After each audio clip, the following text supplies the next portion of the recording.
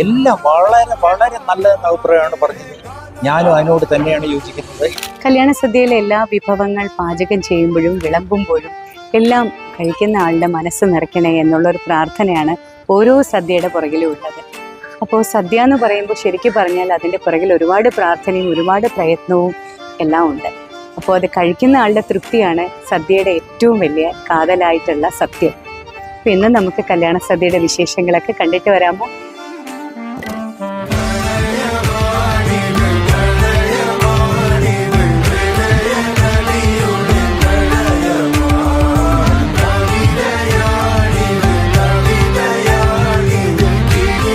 ഇന്നലെ മുതലേ രാവിലെ മുതലുള്ള ഉച്ചയ്ക്ക് എല്ലാ കാര്യങ്ങളും ചേച്ചി തന്നെയാണ് ഫുൾ കോർഡിനേറ്റ് ചെയ്തത്.